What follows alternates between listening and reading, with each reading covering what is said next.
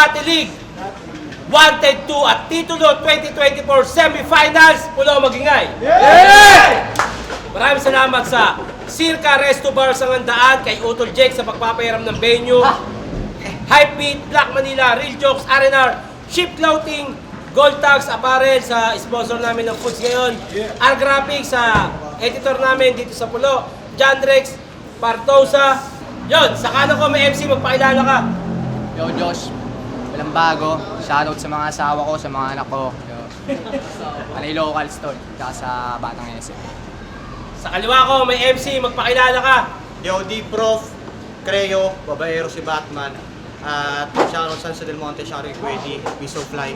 Yun, let's go. Salamat. Yon, Titulo 2024 Semifinals. Ang mananalo dito mag-a-advance sa finals para sa October 18. Yon, ang mananalo sa Titulo 2024 Finals ay magkakamit ng $99 million na mas malaki pa sa kinita ni Steph Curry para sa Warriors. Yon, nanalo ng coin toss si Josh. Pinili niya muna. Palakpakan natin, pakinggan natin. Let's go. Nakipagpustahan ko ng quarters! Lupit! Buti pinayagan niya ang call. Pero kung sa akin, di yan pwede kung ako ang hahatol. Kasi D-Prof yung pangalan. Stupid! Mukhang sumalungat ka lang, atol.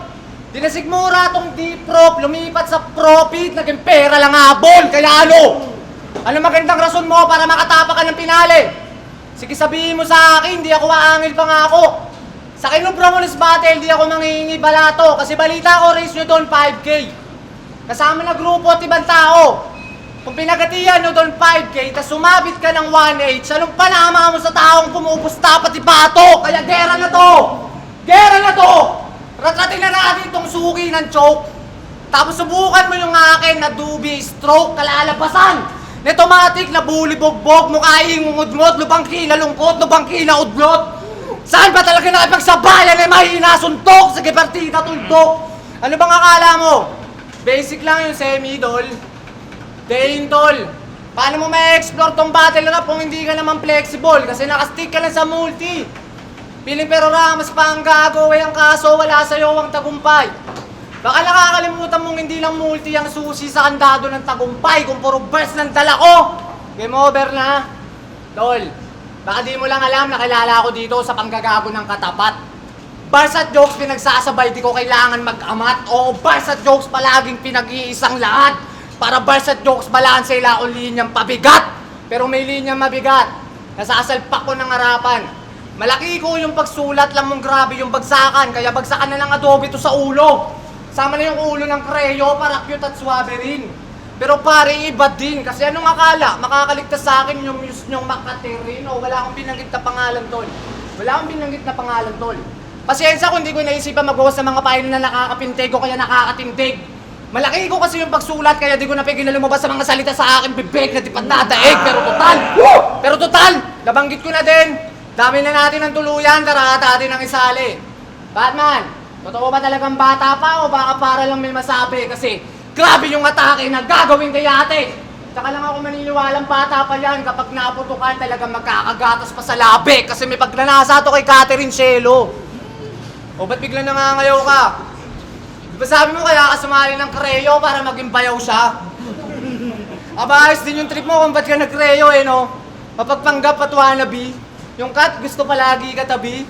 Tingin na mga kagrupo mo sa Creo to create a legacy, tapos sa'yo to create a family. Gago ka ba? Kaya anong karapatan nyo para si Tino kung minadami na iba? Ba't hindi yung nasa harap ko? Si Catherine Cielo kasi tol, isa sa inahangad mo. Kaya inuna ko lang dahilan ng pagrarap mo kasi base sa nakita ko. Mas masakit nga kung madamay nagpabuhay sa dugo mo, Kap. Ito'y abuli ko na lang. Ngayong wasak yung dahilan kung bakit ka ba nandiyan, kaya ano pang dahilan para magpatuloy ka sa rap? Yung multi mo, sa aking pagsusuri, Prof, mga multi mo naukit ay nakupit na sa huni na mabuting panauhin at nahuli ka nagdubi doon sa bukid na may puti ka basuki ka ng bukid na may boni pa sa bukid. Buti di ka lugi ka, subulit tong kaduwit, anong puri ko sa multi, iba nung uri ka ni Luni. Akala makakatapat na makakasabay, tol mali ka. Baka nakakalimutan mo nakalagay ang crown sa Manila. Kasi binuhos ko lahat! Sinabayan ko pa yung porte, di kita pinakitaan ng konti! Sinabayan kita sa flow at multi mo, sabayan mo ako mag-chongke! Yo! Kita nyo naman, di ba? Choke, swerte, syamba. Kung tingin mo madali dinaanan ko, pakyo ka. Ginawa ko dun yung dapat, sila lang yung pabaya. Di ba ako dapat mag-semi? At kalaban mo ngayon, mga kalaban ko na choke, kasalanan ko ba yun? At least panalo ko malinaw. At alam mo na this, kay Santasa palang laglag ka na kung di ka lang binoto ni Friends. Wow! Tinalo mo si Santasa? Di nga. Baka pinagtulungan. Tumalo ka ng taga-ingay pero iba yung bulong-bulungan. Si Jabo mismo umamin na ipalitan ng linya ang mga kumag. Kaya di malabong tinulungan ka ni Friends para lang mabuhat. Pinapasahan ng papel bago maglakbay sa gubat. Sa bagay nga naman, di na ako magugulat kung ang prinsipe ay may kawal na tagati ng sulat. Kaya ano silbi ng pagkahubo kung hindi ikaw umukit? Kung galing lang yan sa pasahang papel, madali lang niyang mapungit. Ano ngayon kung sa ras ko ay tahimik at sa aking sinusulit para sa nang palakpakan o sa iba't ibang palad yan nakupit? Kaya okay na ako, di ba? Kaya okay na ako mag-iibong bibit. May sariling pagaspas kahit nasasadlak. At least walang may hawak sa akin, kontrolado ang bakbak kaysa sa'yo na kalapating alipin ng palakpakan. Yan! Mga sanay sa maling gawain, lagay sa akin ang langanin. At itong sugo ni Friends, talagang manilang sa akin. Kasi kanyang produkto, iba nagluto, iba nagkain. Dapat lang sa'yo manggigil. Food Panda Rider nga. Tama nga kung iisipin. Kasi yung putahe di sa'yo, ikaw lang yung nagdi-deliver. Ganyan ang limitless. Pero hindi. Mabait yung mga yan. Sa katunayan, tawagan nila ay Kap. Saludo sa kalakaran. Mapagkumbaba lahat. Bait-baitan sa larangan. Ngunit habang tumatagal, lumalabas katotohanan na down nga mga kaplaganap naman ang bagang tarantado. Di ba po kinakila? Di ba? Basa ng mga gago. Kahit walang reading test, may pumasok sa isipan, madali ang na-digest. Sakit na yan at malabo na matikilan, bes. Paano pa mapipigilan kung yung bigayan limitless? Tangina, di ba? Sa parehasa sa patak-patak. Maalas mo, kalaban mo, ganado na magbuhos. Iba pa akiramdam. Sa lakas ng dumadaloy sa akin, ngayon wasak ang dam. Tapos kalaban, Manila boy. Alam na ang susunod. Panagpabaha ang Bulacan, tangina boy. May Manilenyong lulubog. At dako naman tayo sa apelido niya. Dahil apelido niya, Torres. Ito yung hopeless makinig. Hindi ka tol mabisa, hindi ka lalapit. Kasi yung laban, parang Tower of Pisa. Yan ang aking nabatid. Dahil kahit sa ang angle yung Torres sa akin tagilid. Ano, okay? Gets agad yung punto. No, di na mas left at mahagard. Paliliwanagan agad left right na parang nakahazard. Eh ikaw, ano meron ka? Confidence na abot ceiling? Huwag ka feeling tol na starman. Sadyang mahangin ka lang tol at ganun ka lang ka-standard. Ano Diyos? Ano sasabihin mo? Sisitahin mo pagtungtong ko sa semis para ako'y mabagabag. Mga kalaban pabaya, kampante panatag.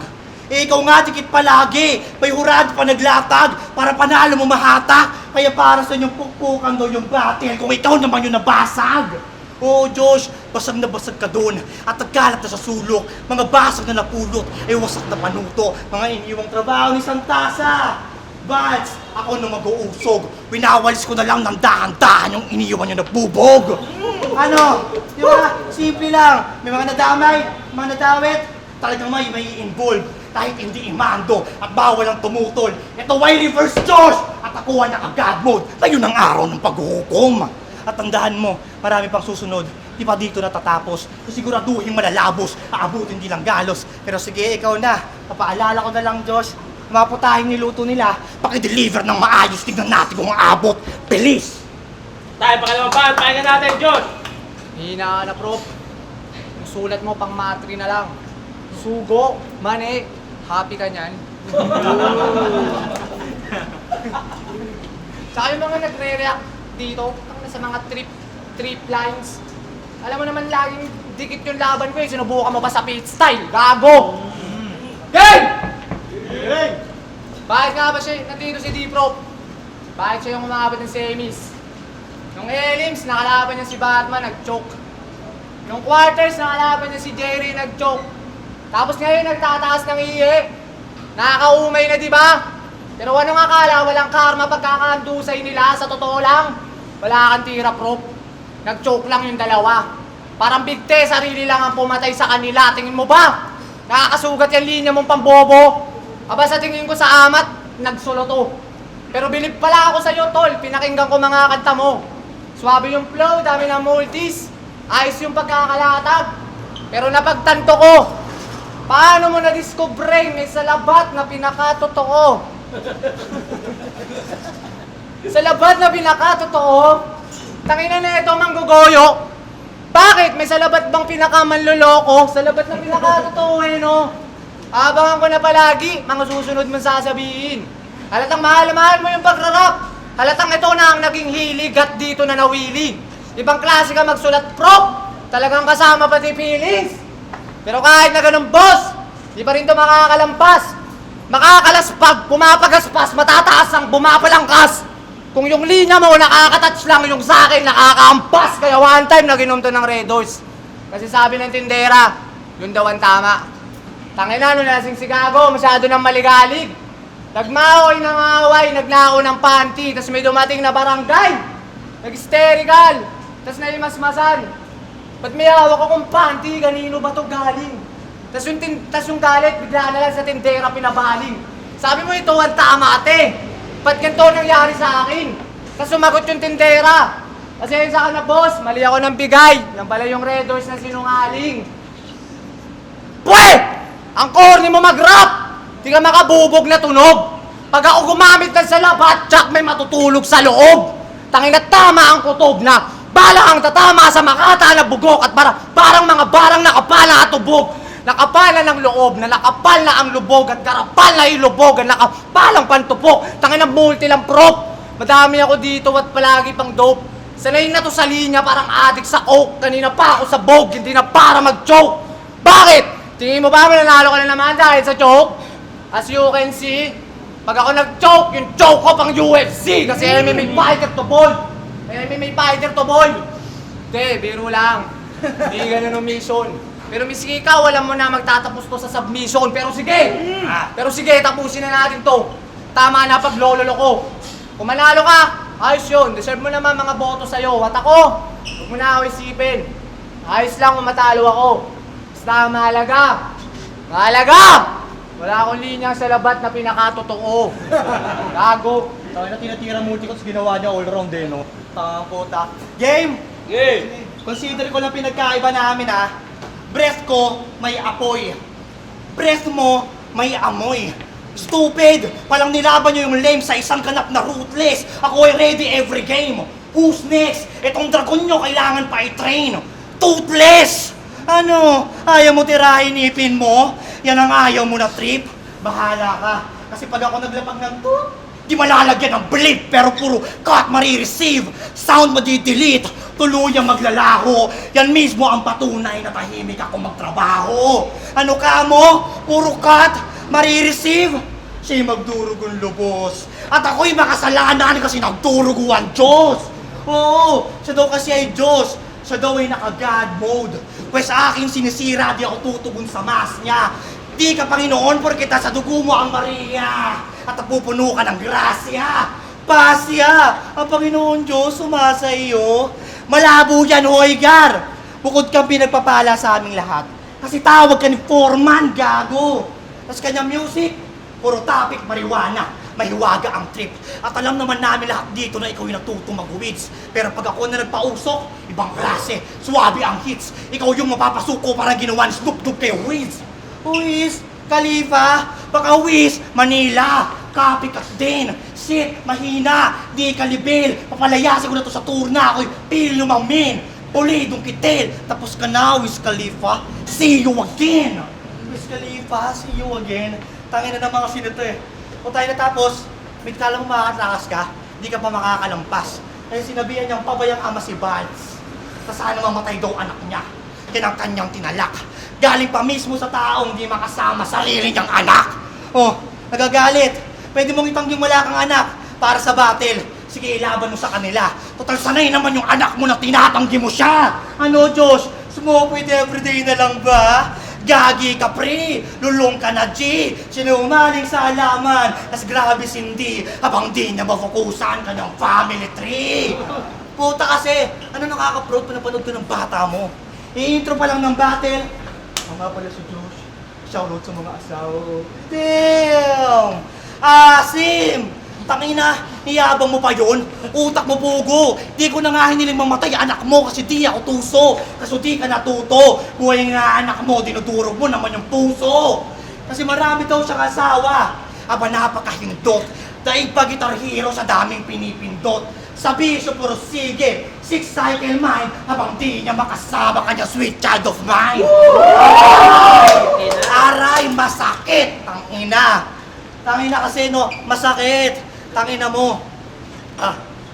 Si child of mine, kaya pasensya na sa anak ni Sud Diyos. Wala nang das may father na magaganap kung nais ng muling tanaw. Dahil dala kong pasabog, kami kasi. Ito na ang kanyang huling sayaw. Ano, Diyos, masakit? Iba ang sumuntok ang katotohanan. Literal na slap shock, aking bato, bumabanda. Kala mo, hydra kahit sabihin, please stop. Mapapahiya ng malubhato. At parang slipknot, tatakpan mo din mukha mo. O di ka titigilan hanggang katawan mag-numb. I'm not playing tall. Hanggang sa mag-suicide ka parang Chester Bellington. Oh, okay, recap muna tayo. Nabigtit kami kasi, six-cycle mind, slap shock sa iyong harapan. Di para ikengko'y kao pagtawanan. Napansin ko lang na ikaw yung taong kulang sa aruga, oras, atensyon, wala na mahabang banatan. Puro ban ginamit ko, nang maranasan mo naman, support. Muling bahan, pakinggan natin, Josh! Last mo, tol. Hindi ko na kasama anak ko. Yung ba pinupukol mo? Hindi ko kasama anak ko. Gusto mo i-video call ko? Hindi, ito pang tangin nito. Hindi ko na kasama anak ko. Hindi ko kasama anak ko. Tangin mo kasama matulog ka. Game! Magpupulis nga pala to. Kaso siya ay beach week quest. Papulayin natin yung uso mo na parang may lipstick. Magpupulis. Tas sastahan ng galawan, autistic. Criminology na babawal sa tagaliran na mahabang cream stick. Kaya ano naman kung magpupulis ka? Kala mo ba matatakot mo ako ba nagbabalot na mo? Pagganap ka ng pulis, tas nakita tayo, natural! Tatakbo ako. Baka naguluhan ko pa ako ng silver na bracelet eh. Inosente po ako sir, wala po akong aminin. Tsaka tinuro lang nila sa akin kung ano po sasabihin. Silver na bracelet, pusa sir! Kento na kento siya noon nung dinireakan yung linya niya kay Batman. Hakim, the dream, gumising ka naman. Tanginan to! Nagre-reference pa na panaginip para magtulog malalim. Sa akin mo gawin yan, talagang tupok yung nangarin. Madali ka lang naman basagin, melani ka lang kung susumahin. Kung baon mo panaginip, sigurado tulog ka sa akin. Kaya wag ka na umasang makukuha mo pa yung premyo, tanga. Gamit estilo mong walang kwenta, puro invento dala. Sige, magkwento ka pa nang makwelyo kita. Si porket katulog mo yung sur, magiging henyo ka na. Tsaka di ba ninako mo yung linya ni Pex? Pelikula. Sumuplay ko pa. Tsaka di ba ninako mo yung linya ni Pex? Pelikula. Ang husay mo pro, palatang biyasa talaga. Yung buhay pwedeng isama sa mga pinaka. Pero putulin ko na muna, baka mamiyasa ka pa. Talagang sinulit pelikula, no? Pinirata mo pa. Sa dami mo nalakawin yung pa. At naisip mo na agad, linya, di natunog nyo. Nahuli ka gamit hook, ito para di ka ma-confuse na naka 360 panorama, kitang-kita ko yung view. Tangina ka! Buti na nga lang estilo mo, nilalako mo ba sa kanta, hindi mo ba kayang panindigan?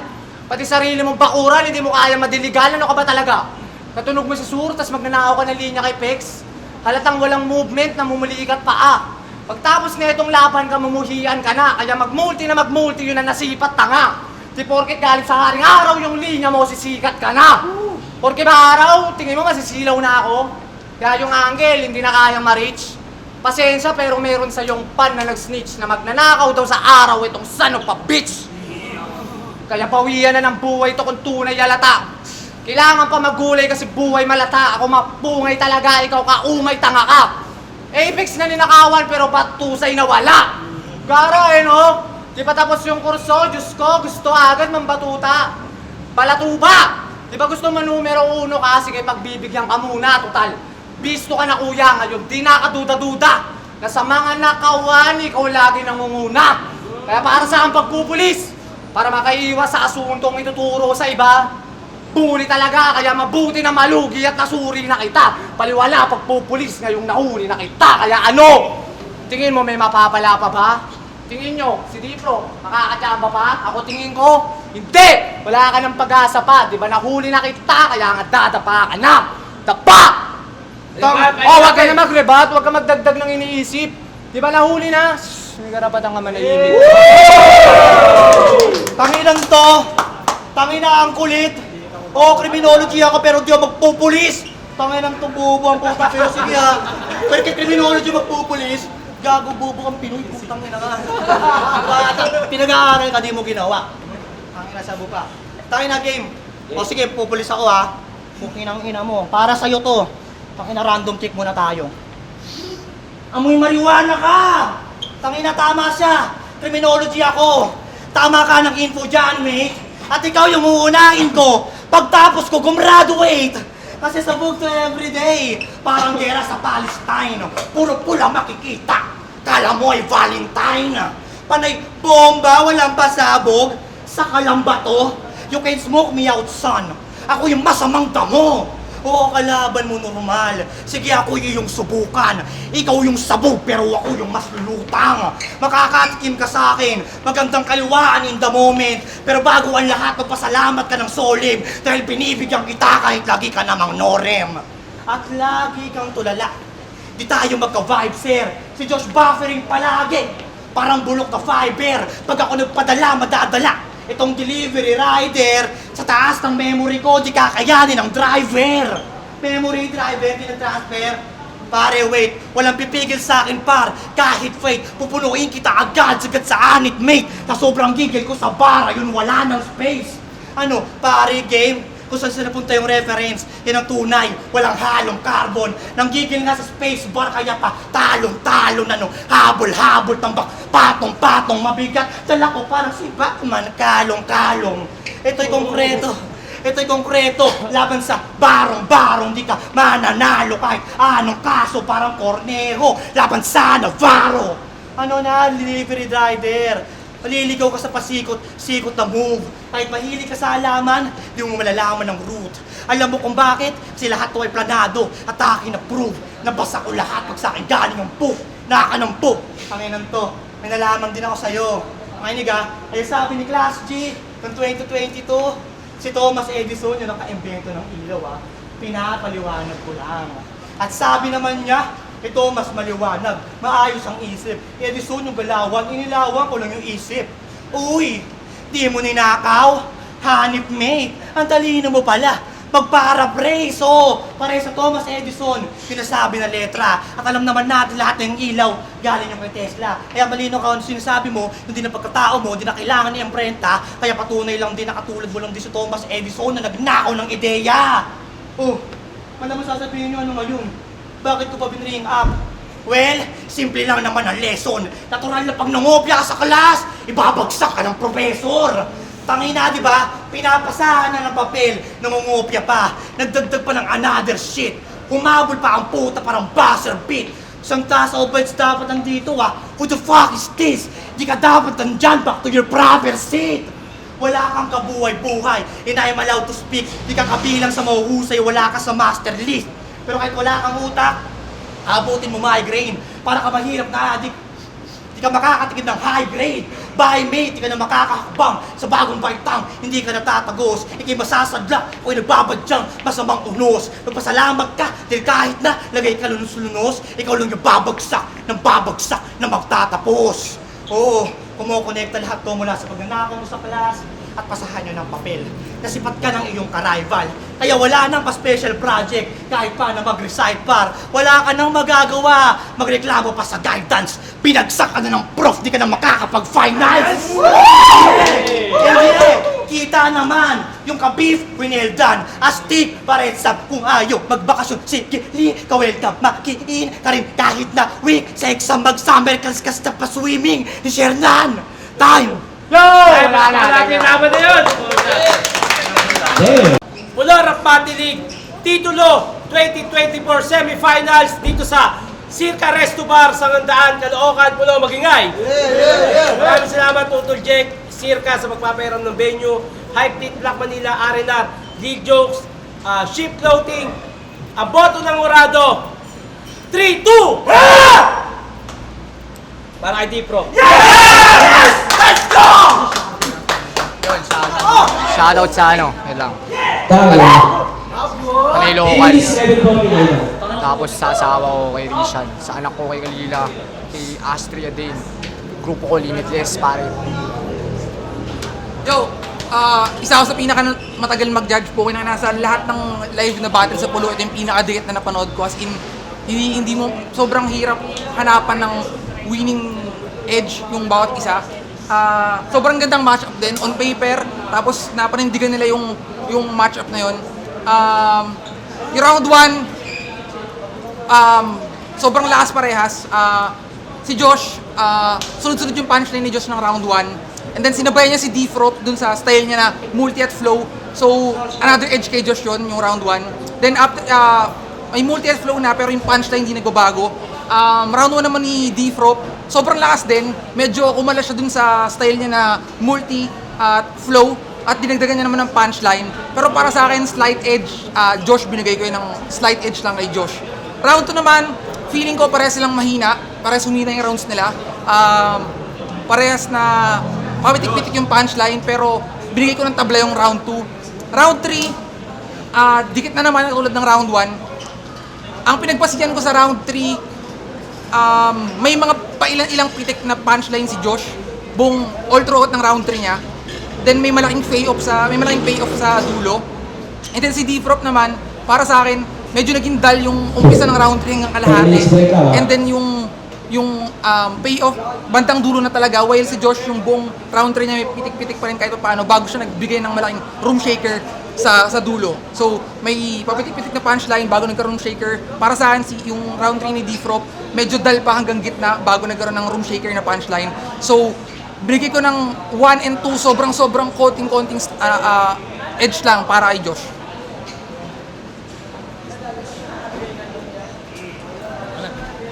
Judges. Yun, tangina. Kaya ayoko nag-judge sa ganito kasi syempre, dikit yun, men. Kahit sino pwedeng manalo ron. Actually, boto ko na nga sana si si Josh naka-hype beat siya eh. Pero binoto ko si Dico. Kahit pwede kay Josh, pwede kay Dico yun. Round 1, parehas malakas silang round yun. Nag-flow, nag-multis. Ganda ng kind scheme ni Josh, sobrang solid.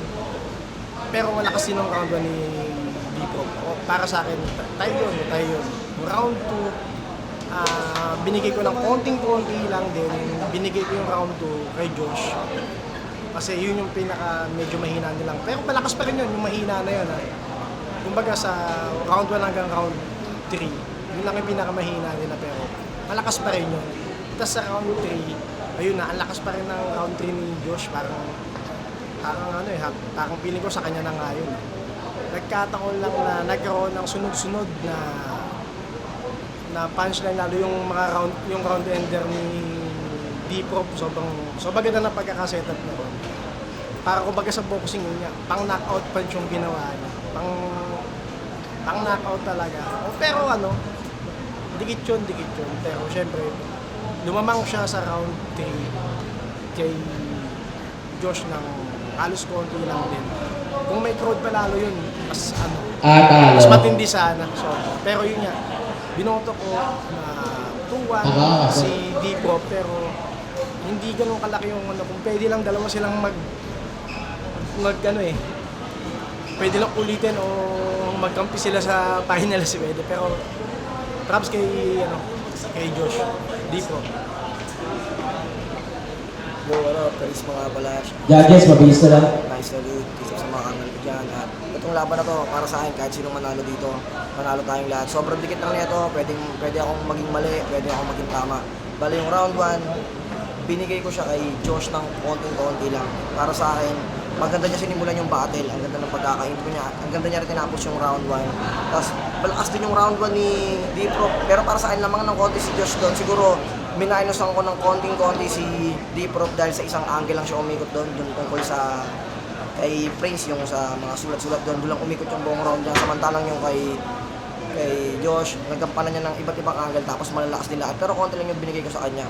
Pero pagdating sa round 2, para sa akin lumina na si Josh doon at doon na lumamang si D-Prof. Para sa akin, yung huli niyang bana sa round 1 na hinulaan niya yung sasabihin ni Josh na sasabihin yung mga nag-choke si D-Prof sa mga nakarang laban. Sakto binanggit yun ni Josh sa round 2. Kaya para sa akin, na-predict na nung round 1 ni D-Prof yung round 2 niya. Kaya lumamang sa akin si D-Prof doon, pero konti lang din kasi marami rin naman binitawang okay si Josh. Pero lamang doon si D-Prof.